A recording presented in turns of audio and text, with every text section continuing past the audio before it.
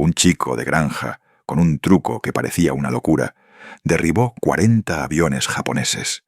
Desclasificado. 1944. Muy por encima de las selvas abrasadoras del Pacífico, un cazador solitario peina el cielo. Abajo, los cazas japoneses arañan altura, decididos a interceptar bombarderos estadounidenses. No saben que los acecha un fantasma.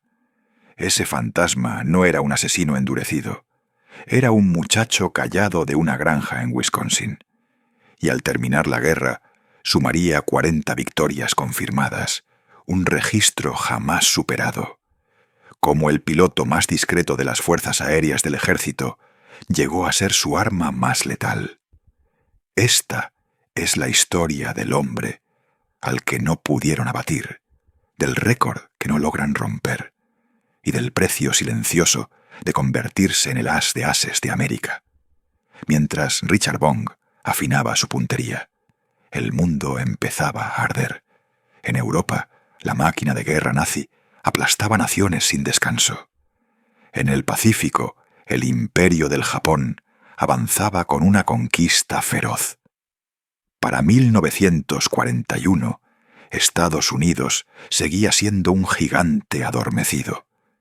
Pero los vientos de la guerra cruzaban el océano como un murmullo inevitable. Bong, como tantos de su generación, escuchó el llamado. Ingresó al programa de cadetes de aviación del Cuerpo Aéreo del Ejército.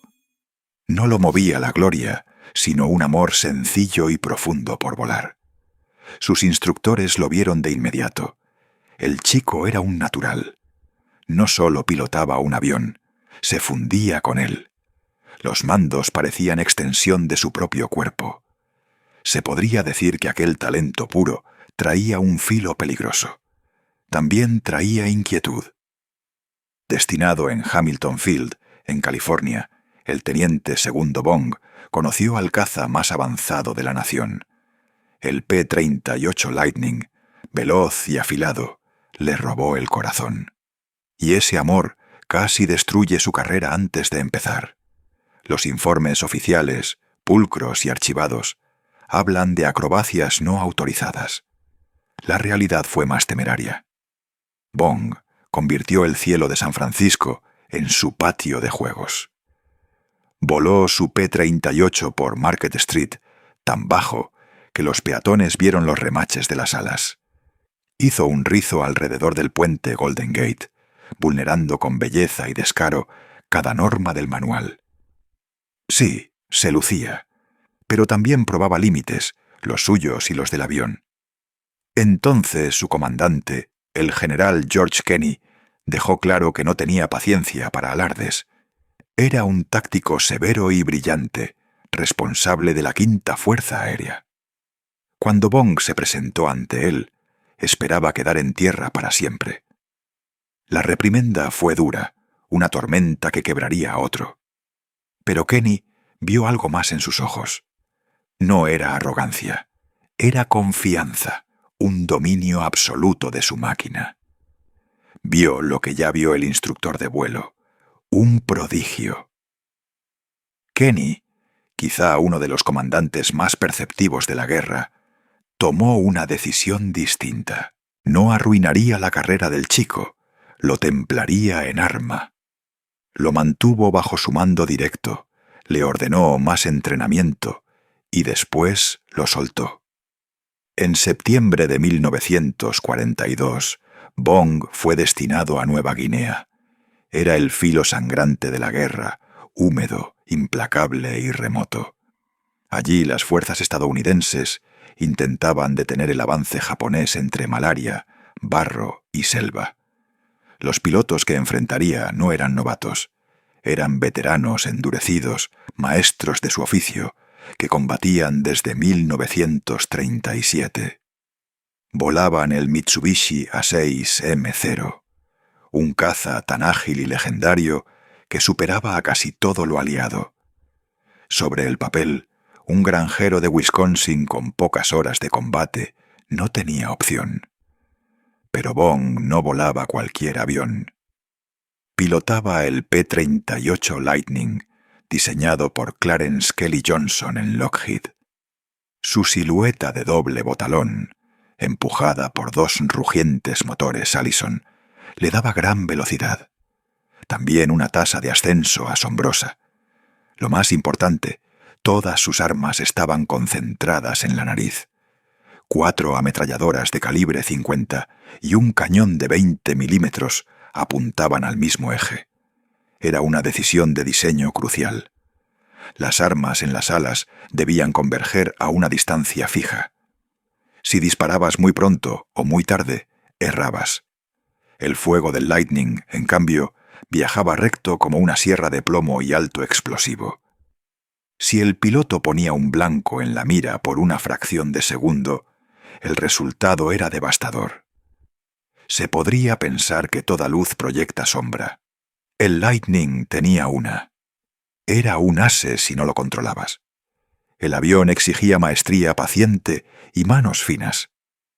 Sus turbocompresores avanzados eran temperamentales y caprichosos. En picadas rápidas sufría la temida compresibilidad. Ondas de choque nacían en las alas, endurecían los mandos y atrapaban al piloto en una caída terminal. Decenas de aviadores estadounidenses ya habían muerto solo por aprender a domar a la bestia. Por entonces, los maestros japoneses del combate cerrado conocían la partitura aliada. Tentaban a los cazas a una pelea de giros lenta, donde el cero reinaba. El piloto estadounidense que aceptaba girar con un cero solía morir en segundos. Richard Bong no giró. En sus primeras misiones sobre Buna, en Nueva Guinea, observó y aprendió. Calculó en silencio, con la paciencia del campo. Vio bailar a los cero en el cielo y comprendió. No podía ganar su juego, así que inventó el suyo. Su doctrina fue de una sencillez brutal. Buscaba altura con los motores del P-38 y mantenía la ventaja vertical. Convertía ese margen en velocidad, se dejaba caer y pasaba a gran rapidez. Disparaba una ráfaga única, precisa y contenida con las armas de la nariz, y con la inercia trepaba de nuevo hacia la seguridad del cielo alto. Nunca se quedaba, nunca giraba, golpear y desaparecer. Sus partes de combate reflejaban su carácter, sobrios, clínicos y eficientes hasta la austeridad. Anotaba altitud, condiciones del encuentro y desenlace. Lo que no decían aquellos papeles era el ingenio en acción. Las películas de su cámara de armas, después analizadas por inteligencia, mostraban un patrón frío. Acecho paciente, colocación cuidadosa, un breve estallido violento y desenganche inmediato. Sus compañeros de escuadrón no ocultaban la admiración. El mayor Thomas Lynch, también as condecorado, dijo que Bong operaba como un cirujano. Paciente, preciso, sin desperdiciar nada. Su economía de munición era extraordinaria, casi increíble. Se podría decir que la clave residía en un instinto raro. Bong dominaba el tiro con deflexión, esa intuición de disparar donde el blanco estará. Muchos pilotos luchaban toda una carrera con esa idea esquiva. Para Bong, en cambio, era tan natural como respirar. Con el tiempo, su cuenta de victorias comenzó a subir. Un derribo, luego 2 en una sola misión. Un bombardero aquí, un cero allá. Era una presencia callada, casi fantasmal, que aparecía de la nada. Golpeaba con precisión letal y se desvanecía hacia el sol. Los japoneses, al revisar sus pérdidas, comenzaron a notar un patrón. El apodo se fue haciendo más siniestro entre los que sobrevivían. Llamaron al P-38 el demonio de la horquilla por su doble cola. Y Richard Bong se convirtió en su intérprete más temible. En su aparato pintó el nombre de su novia en casa, Marge. Aquella inscripción sobre el metal era un símbolo en los cielos del Pacífico. Para los enemigos era aviso de muerte. Para los tripulantes de los bombarderos aliados era una señal de esperanza. A comienzos de 1943 ya era un as. Al final de ese año, su cuenta crecía a un ritmo asombroso. El muchacho de la granja se transformaba en una leyenda viviente. En julio de 1943, sobre el puerto de Lae en Nueva Guinea, el aire estaba cargado de humo y de miedo. Una gran formación de bombarderos japoneses, escoltada por una nube de cazas cero, avanzaba hacia las posiciones aliadas. Desde los refugios parecía una ola imparable. Allá arriba, contra el sol cegador, Bong y su escuadrón ganaban altura. Se colocaron en la posición correcta, esperando el momento justo. Esta batalla ilustró la nueva visión táctica de Bong. Ya no era solo un lobo solitario.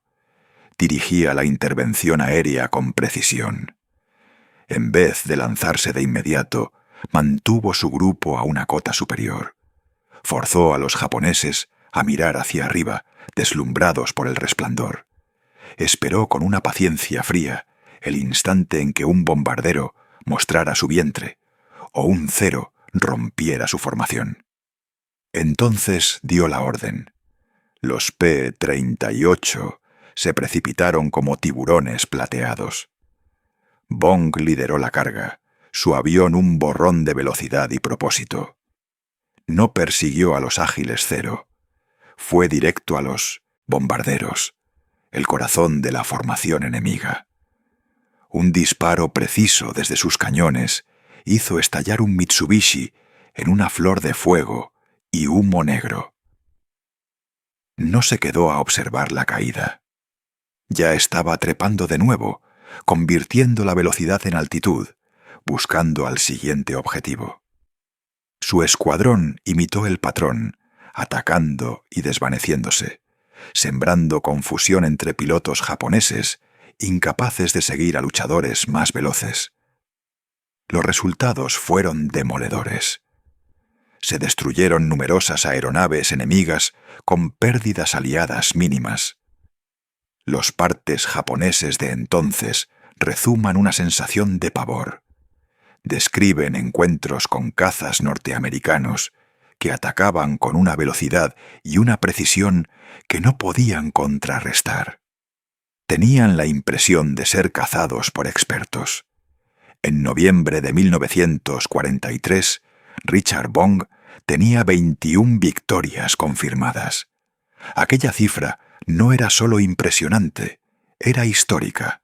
Se convirtió en uno de los ases más destacados de Estados Unidos. Un héroe en una guerra que necesitaba figuras así. General Kenny, siempre calculador, comprendió el valor de un símbolo. Condecoró personalmente a Bong con la Distinguished Service Cross. Y después hizo algo que Bong detestaba. Lo envió a casa. Fue llamado de regreso a Estados Unidos para una gira de bonos de guerra. De repente, el piloto silencioso que dejaba que su vuelo hablara por él fue empujado al centro de atención. Desfiló ante multitudes jubilosas. Su rostro apareció en periódicos de costa a costa. El público lo adoptó como el humilde muchacho de granja, convertido en matador de dragones, la personificación de ingenio y coraje. Sin embargo, Bong estaba infeliz. Aborrecía ceremonias, discursos y apretones de manos interminables. En cartas a March, confesó que su corazón seguía en el Pacífico. Con los pilotos que continuaban luchando, se sentía un impostor, un espectáculo mientras sus hermanos de armas pagaban con sangre. Insistió ante el general Kenny, casi suplicando volver al combate. Al final, Kenny cedió. En marzo de 1944, Bong regresó a Nueva Guinea y lo esperaba una sorpresa. Un nuevo y mejorado P-38J.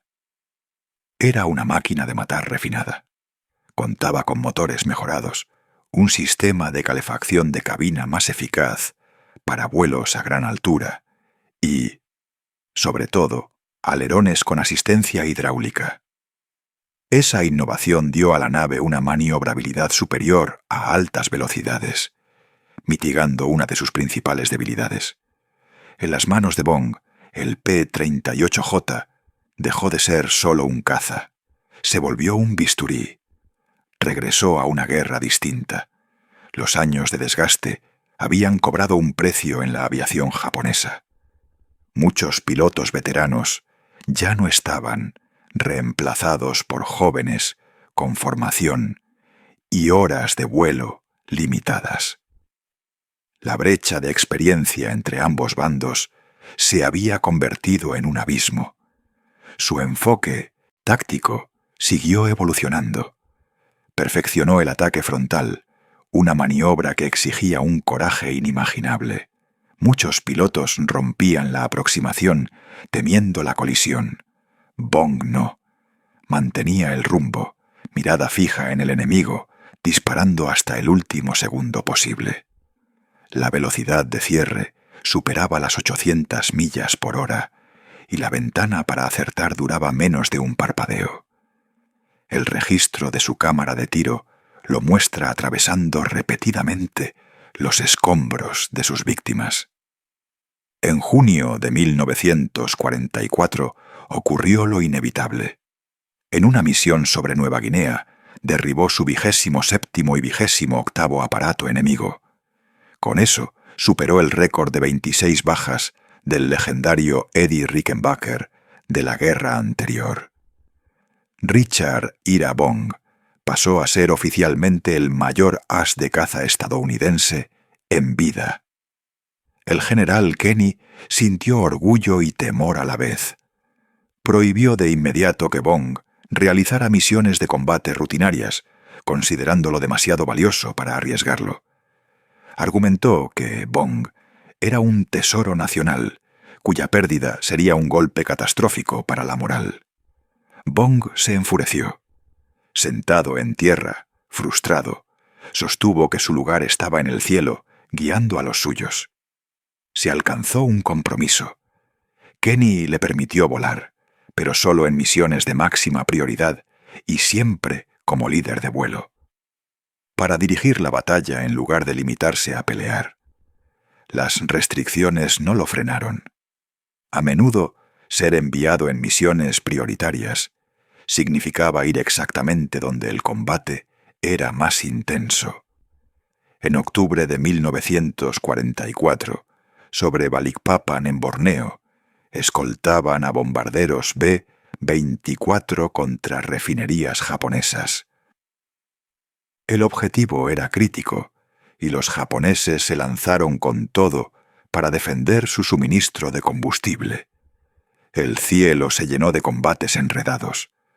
Bong, liderando sus P-38, colocó la formación con el sol a sus espaldas. Una táctica clásica para cegar al adversario. Inició el ataque, descendiendo desde lo alto y derribando un caza enemigo. Pero al remontar, su avión recibió una explosión violenta. Un adversario había quedado en su cola. Proyectiles perforaron su motor derecho. Luces de advertencia prendieron en su tablero.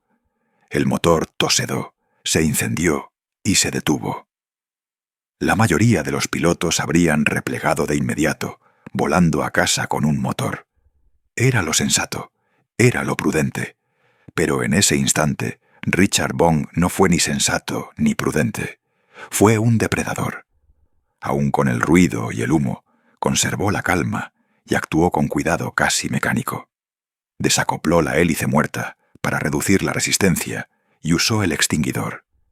Evaluó la situación con una mirada fría y clara. Seguía en vuelo. Sus armas seguían funcionando. Y aún había enemigos sobre su cabeza.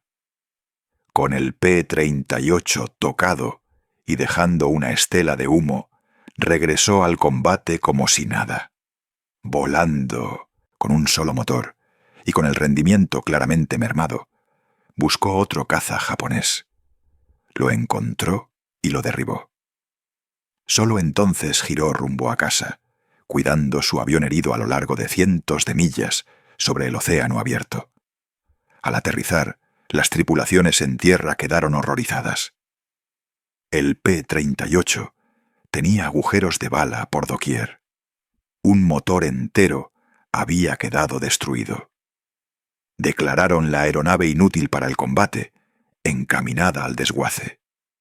Subestimaron, sin embargo, el vínculo que unía al piloto con su máquina. Richard Bong supervisó las reparaciones personalmente. En pocas semanas volvía a volar a March otra vez. Ese episodio selló su leyenda. No era solo hábil, era intrépido. No era solo un as, era inquebrantable. A partir de aquel día, su cuenta de victorias creció sin pausa hasta un número que pocos imaginaban posible. 35, 36, 38. En diciembre de 1944, alcanzó la cifra de 40 victorias aéreas confirmadas. La magnitud de ese logro dejaba atónitos a todos.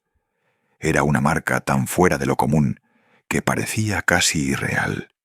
En los mandos más altos, en la propia cúpula del ejército, se tomó una decisión. El general Douglas MacArthur ordenó al general Kenny que se le grounded de manera permanente. Ya no era una recomendación. La guerra de Richard Bong había terminado. Era un símbolo demasiado valioso como para arriesgarse a perderlo. El mejor as de América estaba siendo enviado de vuelta definitivamente, fuese de su agrado o no. Su última misión de combate tuvo lugar el 17 de diciembre de 1944. Fue una patrulla sin incidente y sin contacto enemigo. Así, casi sin ceremonia, concluyó la carrera de combate del piloto más exitoso en la historia aérea estadounidense. Regresó a los Estados Unidos no al tranquilo campo que soñaba, sino a un vendaval de adoración nacional, a un país exhausto por la guerra. Richard Bong dejó de ser solo un piloto para convertirse en un icono de esperanza.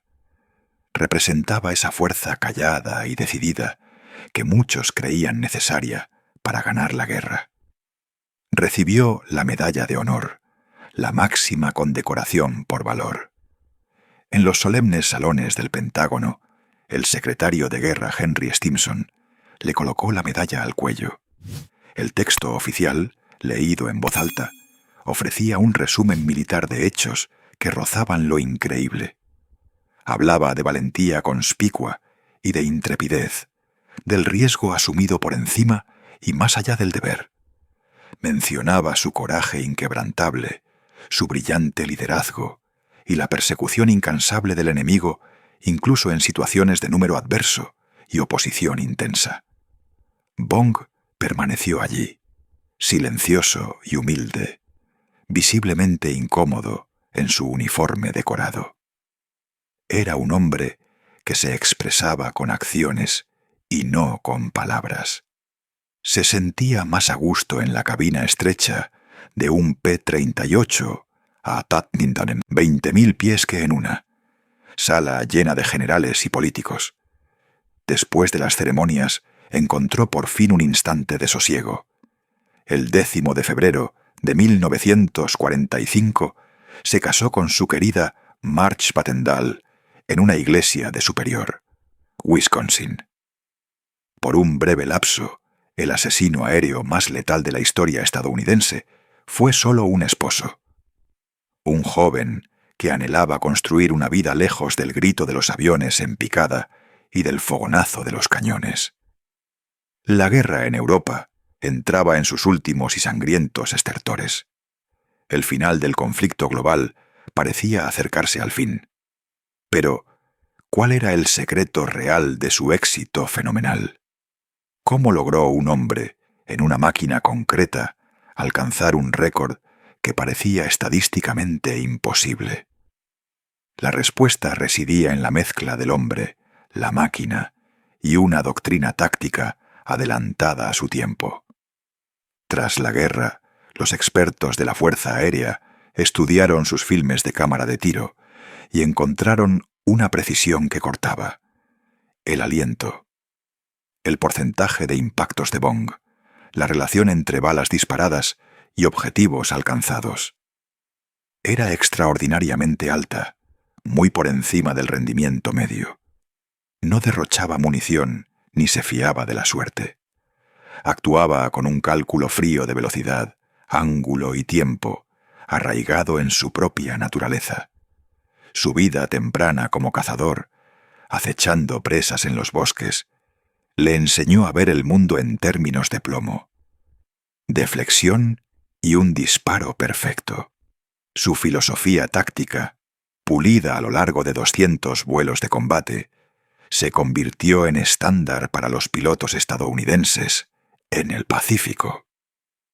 Era una doctrina nacida de la disciplina, no de la agresión. Mientras muchos pilotos se dejaban arrastrar a dogfights cercanos y sinuosos, esos duelos románticos de película, Bong entendía que eso equivalía a la muerte frente al ágil caza japonés. Su sistema era una ciencia despiadada. Mantén la energía, conserva ventaja en altitud y velocidad. Usa el sol y las nubes para posicionarte sin ser visto, y aprovecha el poder de fuego concentrado en el morro. Su paciencia para maniobrar hasta conseguir el ángulo perfecto era proverbial, y tras cada pasada abandonaba la pelea con su velocidad superior, trepando de nuevo para preparar el siguiente ataque. La aeronave también jugó su papel. El P-38. Lightning era el instrumento ideal para ese estilo. Su configuración de doble motor ofrecía una capa de redundancia vital. Podía soportar daños enormes y aún así devolver a su piloto a casa, como Bong demostró sobre Borneo. Su tren de aterrizaje triciclo daba estabilidad en pistas improvisadas de las islas del Pacífico, y sus turbocompresores le daban un rendimiento en gran altitud que muchos cazas japoneses no alcanzaban. En manos de un piloto promedio, la máquina era competente. En las manos de Richard Bong, se convirtió en un artefacto de importancia histórica. Las cartas que escribía a March mostraban al hombre tras la leyenda. Rara vez hablaba de sus victorias. Hablaba, en cambio, de deber, de la necesidad de hacer bien su trabajo, de proteger a las formaciones de bombarderos y de apoyar a las tropas en tierra. Se veía a sí mismo como protector, como guardián de hombres que contaban con él. No había ego ni bravata, solo la silenciosa y letal eficiencia de un maestro artesano. Al amanecer de 1945, su vida debía ser de seguridad y prestigio. Era un héroe, un marido y un símbolo de la victoria estadounidense. Pero el guerrero en su interior no pudo alejarse de la cabina. El ejército, queriendo aprovechar su experiencia sin par, le asignó una nueva tarea: convertirse en piloto de pruebas. El mundo de la aviación estaba al borde de una nueva era. Los motores de pistón, que habían reinado en los cielos durante 40 años, comenzaron a ceder su lugar. Surgía una tecnología poderosa y casi inquietante. El motor a reacción había nacido en los talleres secretos de Lockheed, en Burbank, California. Kelly Johnson, el hombre que había diseñado el P-38, creó el primer caza a reacción operativo de Estados Unidos, el P-80 Shooting Star. El P-80 representaba el porvenir. Una máquina esbelta y moderna, con un único motor a reacción que producían 4.000 libras de empuje, llevándola a más de 500 millas por hora. Fue un salto cualitativo en rendimiento y en cómo se volaba. Y el ejército necesitaba a sus pilotos más experimentados para domar a esa nueva bestia y escribir las reglas de una era, distinta en el combate aéreo. En aquel momento, Richard Bong fue convocado para acompañar la transición. Pasaba de la cumbre de una generación de tecnología al umbral de la siguiente. No peleaba contra un cero en su mira esta vez. Su adversario era lo desconocido. La misión de probar el P-80 lo situó en el epicentro de un verdadero terremoto tecnológico. Él, que ya había dominado el caza de pistón más complejo, volvió a ser alumno. El P-80 era de otra especie por completo. No tenía hélice ni torque, solo el empuje crudo y agudo del chorro. Respondía distinto y aterrizaba a velocidades alarmantes. Subía como si una mano invisible lo tirase hacia arriba. Se podría decir que cada piloto que pasaba a los jets era un pionero en un territorio peligroso y extraño. Bong, con su sensibilidad natural para las máquinas, se adaptó con rapidez. Respetó a la aeronave, estudió sus sistemas con la misma intensidad silenciosa que aplicaba a las tácticas de combate. Ya no era cazador de hombres, era explorador de lo mecánico, tanteando límites y devolviendo sus observaciones a los ingenieros que inventaban. El futuro de la aviación. Durante varios meses, aquella fue su vida. Bitácoras de vuelo, informes técnicos y el agudo canto constante de la turbina. Entonces llegó el 6 de agosto de 1945. Fue un día de verano caluroso y claro en el Lockheed Air Terminal, en Burbank. Para el mayor Richard Bong, parecía una jornada rutinaria. Tenía programado un vuelo de aceptación, uno más en un M-80 recién salido de la línea de montaje.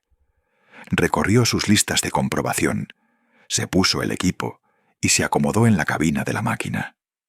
La cúpula se cerró y el motor del P-80 subió de vueltas con su característico aullido. Bong rodó hasta la pista, obtuvo la autorización y abrió el acelerador. El jet se puso a empujar con fuerza y lo pegó al asiento antes de elevarse con gracia hacia el cielo californiano. Poco después del despegue, algo falló de forma catastrófica. Una bomba de combustible principal dejó de funcionar. El motor quedó sin alimentación y se apagó. Debajo, los suburbios de Los Ángeles se extendían hasta el horizonte. Estaba a una altitud críticamente baja, sin potencia, en una máquina que sin motor volaba como un bloque. Para el hombre que había sobrevivido a 200 combates, que había traído a casa un P-38 maltrecho. Aquella fue su lucha más desesperada. Peleaba contra la gravedad y contra el tiempo. Entró en acción el entrenamiento. Intentó los procedimientos de reinicio de emergencia, pero no había suficiente altura. Trató de planear de regreso a la pista, sin lograrlo. En los instantes finales, con el suelo acercándose veloz, tomó una decisión última. Intentó saltar del avión, pero fue demasiado tarde. Estaba demasiado bajo. El P-80 se estrelló contra un campo y explotó en una bola de fuego. El mayor Richard Ira Bong, el as de ases, el muchacho de granja de Wisconsin, el piloto de caza más letal de Estados Unidos, murió al instante. Tenía 24 años. En ese mismo día, en el otro lado del mundo, un bombardero B-29 llamado Enola Gay sobrevolaba Japón. Abrió las bodegas de bombas y soltó un artefacto singular. La bomba cayó sobre la ciudad de Hiroshima y en un fulgor cegador borró la ciudad. El poder del átomo cambió el mundo de golpe. La noticia de la muerte de Richard Bong fue, frente a aquel anuncio colosal, apenas una historia menor en los grandes titulares. En una ironía profunda y dolorosa, el maestro de la guerra aérea convencional murió el día en que su tipo de guerra quedó obsoleto.